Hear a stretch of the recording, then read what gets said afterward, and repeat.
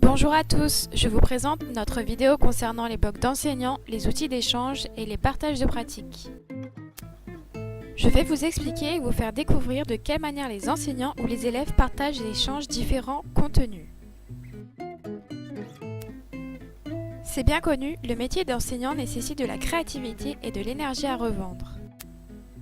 À la maternelle, les professeurs organisent des activités afin de renforcer entre autres l'apprentissage du langage, la socialisation et le développement de l'enfant.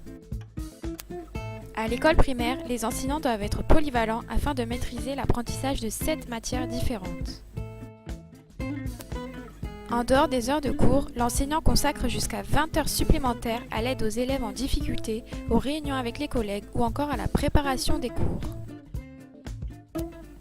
Ce métier nécessite donc de se sentir bien entouré et solidaire. Certains enseignants ont besoin d'échanger à travers une communauté et par le biais d'un outil d'échange.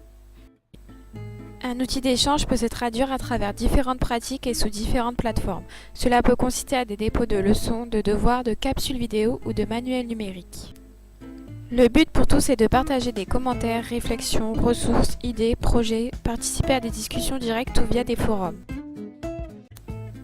Concernant les applications, elles sont diverses, YouTube, Instagram, Twitter ou les blogs. Tout d'abord, qu'est-ce qu'un blog? Le blog est un outil communautaire, c'est un site web personnel qui se construit en publiant des articles à la manière d'un journal consacré à un sujet particulier. Laissez-moi vous montrer quelques exemples. Voici tout d'abord le blog La Maternelle de Moustache. Il dispose d'outils et de ressources pour la maternelle. Également, le blog Zen École consacré au bien-être des enfants et des adultes qui les entourent. On y retrouve notamment la pratique de la méditation. Ensuite, Orphée École qui permet d'être au courant des actualités concernant les différents cycles.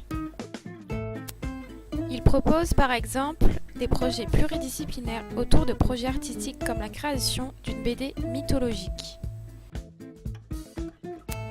Enfin, le blog emblématique Lutin Bazar.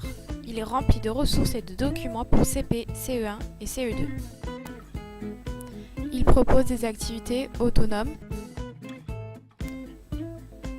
des outils pour la classe, différents projets comme travailler les émotions en art visuel. Enfin, il propose une multitude de documents, de projets et de ressources pour différentes matières en CP, CE1 et CE2. Sur Instagram, les enseignants partagent également leur quotidien en publiant des photos, des vidéos et en racontant des anecdotes. Voici le compte d'une maîtresse de CP qui, par le biais de joyeuses photos, partage ses aventures, ses anecdotes, ses conseils, ses maladresses et autres. Ou encore le compte de 2 jeunes professeurs des écoles en 2e année de master. Ce compte riche en conseils est un réel appui pour les futurs professeurs des écoles. Dans ces différentes ressources, on retrouve plusieurs avantages. Ce sont des sources de conseils, d'entraide et de soutien entre les enseignants. Cela apporte une aide pédagogique, c'est un défouloir notamment pour les jeunes enseignants et ce sont des sources d'inspiration. Changeons de registre et découvrons comment les universités créent leurs propres réseaux sociaux. L'université de Toulouse a créé un réseau nommé Be-Happy, apprendre en partageant ses intérêts. C'est une plateforme d'échange de contenu entre élèves et professeurs. Ils peuvent débattre d'un sujet de société, créer des communautés d'intérêt et tenir leur propre blog. Chaque professeur et étudiant se voit attribuer une page individuelle. Il n'y a pas de pseudo et on ne peut pas changer son nom. Cela incite à s'exprimer, à savoir poser des arguments de façon construite pour créer un débat où tout le monde est à égalité. Cependant, tous les étudiants ne souhaitent pas forcément être amis avec leurs professeurs. Certains pensent qu'en défendant ses idées personnelles, ils s'exposent au risque d'être jugés ou préférés. D'ailleurs, depuis sa création, la plateforme est très peu fréquentée par les étudiants. Sachez qu'il existe encore beaucoup d'autres ressources, mais ce sera tout pour moi aujourd'hui. J'espère que cette vidéo vous a plu et à bientôt!